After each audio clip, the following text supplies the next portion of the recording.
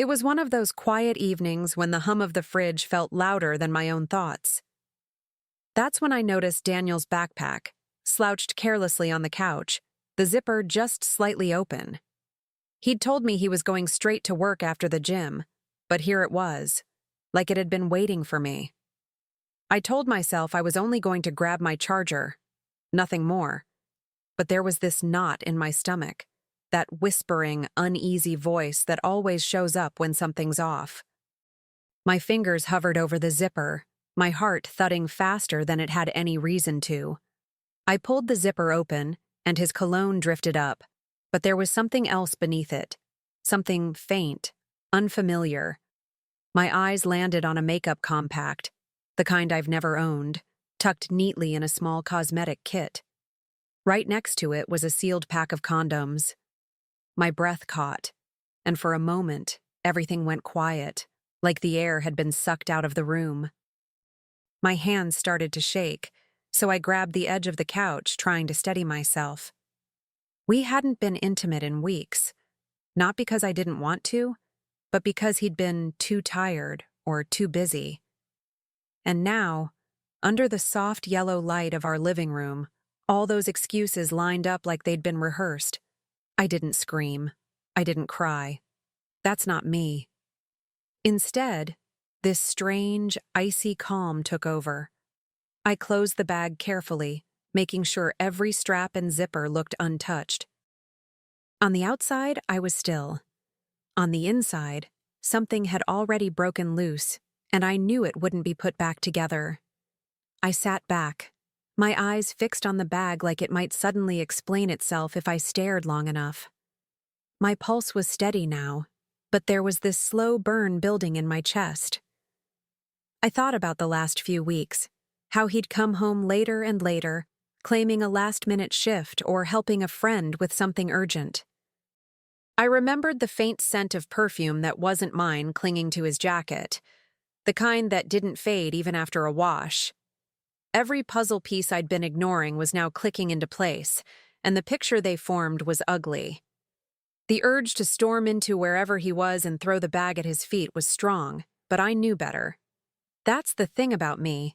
I don't explode, I calculate. My mother used to say, "If you keep your hands still and your voice calm, you'll see the truth faster than if you shout." She was right. My mind was already shifting from shock to something sharper, more focused. I wasn't just hurt, I was awake. And now that I was awake, there was no going back. I pushed the bag away from me and stood up, feeling the coolness of the hardwood floor under my bare feet. The apartment looked exactly the same as it had an hour ago, but it didn't feel like mine anymore. It felt like a stage set, and I'd just found the prop that would change the entire play. I walked to the kitchen, poured myself a glass of water, and forced a slow sip. I didn't need answers from him tonight. What I needed was time, and the right moment to use what I now knew. I carried the glass of water back to the couch and sat where his bag had been, as if claiming the spot for myself. My hands traced the seam of the cushion, grounding me, keeping me from unraveling. I thought about the woman who owned that makeup kit. Was she someone from the gym? A coworker? A stranger he'd met in one of those just grabbing a drink nights he swore were harmless? The questions kept coming, but they weren't frantic. They were orderly, lining up in my mind like names on a list I intended to check off, one by one. I could almost hear his voice in my head, smooth and confident, ready with the kind of excuses that once had me believing him. But not this time. I realized I was gripping my glass so tightly the condensation had dripped down my wrist, leaving a thin trail of cold. I set it down and leaned back, staring at the ceiling. A part of me wanted to feel broken, to let the grief in, but another part, stronger now, refused. This wasn't the end. It was the beginning of something else, something I'd control. By the time I stood again, the decision was made. I wouldn't confront him tonight. I wouldn't give him the satisfaction of seeing me wounded or angry. He'd walk through that door thinking life was the same, unaware that the ground under his feet had already shifted. And when the time was right, I'd make sure he felt it crumble. The next morning, I woke up before my alarm, the kind of alertness that comes when your mind refuses to rest. Daniel was already gone, off to the gym, according to the note he'd left on the counter. I stood there staring at his handwriting, the loops and slants suddenly looking like lies inked onto paper. I poured myself coffee, each sip sharp and grounding, while my thoughts began arranging themselves like a map. This wasn't just about a makeup kit and condoms. This was about a pattern I'd been too willing to ignore. Memories started surfacing, the late nights, the faint traces of perfume, the way his phone always seemed to be face down on the table. I remembered the time I'd asked if I could join him at the gym, and he'd laughed it off, saying he preferred to zone out alone. I hadn't thought much of it then, but now it sounded like a cover story. I could feel the threads pulling tighter, weaving a picture I didn't want to see but couldn't turn away from. I knew I needed proof, not just for me, but for whatever was coming next. I grabbed my phone and started scrolling through his gym's social media page, the public posts, the tagged photos. That's when I saw it. Daniel in the background of someone else's picture, laughing, leaning in just a little too close. The woman's smile was wide, her hand resting on his arm like it belonged there. And on the counter beside her, the exact same makeup brand I'd found in his bag. I zoomed in on the photo until the pixels blurred, but the details I needed were crystal clear. The compact, the lipstick shade, even the faint pattern on her gym bag. It all matched. My pulse didn't race this time. Instead, a strange calm settled over me. I took a screenshot, then another, making sure to save them somewhere he couldn't find. If there was one thing I'd learned from watching people get caught, it was that timing and evidence mattered more than raw emotion. The more I looked at her profile, the more pieces slid into place. Posts tagged at the same restaurants Daniel had discovered recently. A picture from a night I remembered him coming home late, smelling faintly sweet, not like sweat from the gym. My stomach tightened, but I refused to give in to the sting of betrayal. Not yet. Every new connection only sharpened my focus. This wasn't just a suspicion anymore. It was becoming a case file in my head. I leaned back, scrolling slowly, almost methodically, as if I were peeling away layers of their little secret. I wasn't rushing, because I wasn't going to confront him empty-handed. No. I'd let him keep walking around thinking I was in the dark. Meanwhile, I'd be cataloging every detail, every slip, every breadcrumb they left behind. And when the time came, the truth would be undeniable. By the time I closed my phone, I had a folder full of evidence, photos of his bag, screenshots from her profile, dates and times neatly tucked away in my notes. It was strange how methodical I felt. No tears, no shaking hands, just this steady, deliberate rhythm in my chest. I wasn't reacting. I was building something. Every little detail was a brick, and I was quietly constructing the wall that would eventually corner him in. I thought back to the early days with Daniel, when I believed every word he said without hesitation. Back then, I would have confronted him immediately, desperate for answers. But now? I understood the value of silence. Silence was power. It gave me space to think, to plan, to decide exactly how I wanted this to end. And I already knew. It wasn't going to be private. It wasn't going to be quiet. I sat there in the soft light of the kitchen, sipping the last of my now cold coffee, and felt something shift inside me. I wasn't just a girlfriend who'd been lied to. I was a woman who'd just been handed the script, and I was rewriting the ending. He didn't know it yet, but the game had already started. The decision to wait wasn't easy, but it was the smartest move I could make. If I confronted him now, he'd twist it, spin some half-believable story, and walk away thinking he'd dodged a bullet. I wanted more than an argument. I wanted a moment so sharp, so undeniable, that it would slice through every lie he'd ever told me. That meant I had to play along. Keep the smile, keep the routine, keep him blind to the fact that I'd already seen behind the curtain. That night, I slipped the makeup kit and the condoms back into his bag exactly as I'd found them.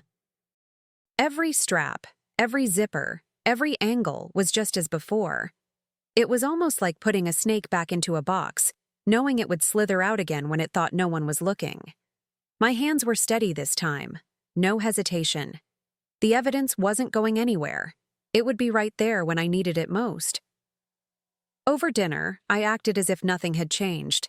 I laughed at his stories, asked about his day, even reached across the table to touch his hand. He didn't notice the subtle difference in my gaze, the way I was memorizing him, storing away the way he looked when he thought he was winning. He had no idea I was already setting the stage for his downfall, piece by careful piece. The plan came to me while I was washing dishes, the warm water running over my hands as my mind pieced it together. If I wanted the truth to explode in his face, it couldn't just be between us. It needed an audience. I pictured him, caught in the glare of other people's eyes, scrambling for words while I stood there, calm and untouchable. That's when I decided on the surprise dinner. A celebration he wouldn't see coming, one that would burn his perfect little double life to the ground. I started with mutual friends, slipping the invitations into casual conversations, making it sound like a sweet, spontaneous gesture. Then I added a few of his colleagues, people whose respect he valued far too much. And for the final touch, I created a fake account. It didn't take much to find her, the woman from the gym, and send her a friendly, fabricated message. Big surprise for Daniel tonight. He's going to love it. I could almost hear the excitement in her imagined reply. By the end of the week, the guest list was complete, and the date was set. The restaurant was one of our favorites, a place layered with memories he'd now wish he could erase. I could already see it in my mind. The moment she walked in, expecting something entirely different, and the instant Daniel realized the walls were closing in. That thought alone made me sleep better than I had in days. In the days leading up to it, I played my part flawlessly. I texted him sweet reminders about the dinner, made light conversation about what he might wear, even joked that I had a little surprise planned. Watching him smile at me, completely unaware, was almost intoxicating. He thought he was the one keeping secrets, but the truth was, I was letting him dig his own grave one casual word at a time. Behind the scenes, I confirmed every detail with the restaurant, table for 12, near the center, where nothing could be hidden. I arranged for the photos I'd taken of his bag to be printed on thick, glossy paper. I wanted them to be tangible, undeniable, something that would sit heavy in the hands of anyone who saw them. This wasn't about rage anymore. It was about precision. The night before the dinner, I stood in front of the mirror, looking at myself differently. I wasn't just Laura, the girlfriend who'd been lied to. I was the woman who was about to turn his perfectly crafted life inside out. And the best part? He would have no idea until the moment it happened, right there under the warm glow of the restaurant lights. The night of the dinner, I arrived early, my heels clicking softly against the tiled floor as the maitre d' led me to the table. The restaurant had that familiar golden glow, the low hum of conversation blending with the clink of wine glasses. It was the perfect backdrop, warm, inviting, completely unaware of the storm about to break. I smoothed my dress, not out of nerves, but to anchor myself in the moment. Every step of this night had been planned, and now, all I had to do was let it unfold. One by one, the guests arrived, friends greeting me with hugs, colleagues offering polite smiles. I played the gracious host, my laugh easy, my tone light. And then Daniel walked in, his face lighting up when he saw the familiar faces. He kissed my cheek, whispered something about me being too sweet, and pulled out a chair. He still thought this was about him. In a way, it was, but not the way he imagined. I kept an eye on the door, my pulse steady but alert. When she walked in, she had that certain sparkle, like someone who'd been promised something special. Her hair was freshly styled, her dress deliberate, her smile aimed directly at him. Daniel froze mid-sentence, the air between them thick enough to feel. And that was my cue to stand. I stepped toward her with the kind of smile you use when meeting someone you've heard so much about. "You must be the owner of the makeup and condoms I found in his bag," I said, my voice smooth, almost conversational. The words hung in the air like smoke, drifting over the table before anyone could react. Conversations died instantly, the clink of silverware silenced. Every pair of eyes swung between me, Daniel, and her. Her smile faltered first, confusion flashing into recognition. Daniel's jaw tightened, the muscles in his face twitching like he was searching for a script and finding nothing. He opened his mouth, but I was faster. I reached into my bag and laid the glossy photos on the center of the table, each one deliberate, each one facing outward so everyone could see. Gasps rippled across the room. A few people leaned forward, others leaned back, as if physical distance could save them from the discomfort. I didn't raise my voice. I didn't need to. The truth was loud enough on its own. "I thought it was time everyone here knew exactly what he's been busy with," I said, tucking a loose strand of hair behind my ear. And in that moment, I wasn't just exposing him. I was reclaiming every quiet night I'd spent wondering if I was imagining things. This was my confirmation, and his collapse, served in front of a full audience. The silence that followed was heavier than any shouting match could have been. Daniel's friends shifted in their seats, some avoiding eye contact altogether, others staring at him like they'd never seen him before. The woman's cheeks flushed a deep crimson, her eyes darting between me and the exit, as if she was calculating the fastest way out. Daniel reached for my arm, but I stepped back, my chair scraping slightly against the floor. He had no idea how far beyond his reach I'd already moved. I straightened, letting the weight of the moment settle exactly where it belonged. On him. "Thank you all for coming," I said, my tone polite but final, as if I'd just wrapped up a perfectly normal dinner party. My hand skimmed over the photos one last time before I left them there, like evidence at a crime scene. No cleanup. No chance to hide what he'd done. The room felt smaller now, tighter, the walls closing in on him just as I'd planned. Without another glance at Daniel, I picked up my clutch and walked toward the door, the sound of my heels sharp against the tile. Behind me, voices began to murmur, questions bubbling up in hushed tones. But I didn't turn back. This wasn't my scene anymore. I'd delivered the truth, and now I was leaving him to choke on it. By the time I got home, the night air had cooled my skin, but the fire inside me was still burning steady. I locked the door behind me, the click of the deadbolt feeling more like a final verdict than simple security. My phone lit up on the counter, 3 missed calls from Daniel, a handful of messages I didn't bother to read. I opened our chat, hit block, and watched his name vanish from my screen like it had never been there at all. Freedom could be that simple, I realized. Sometimes it was just one decisive tap. The apartment was mine, literally. The lease had always been in my name, and tonight, that fact felt like armor.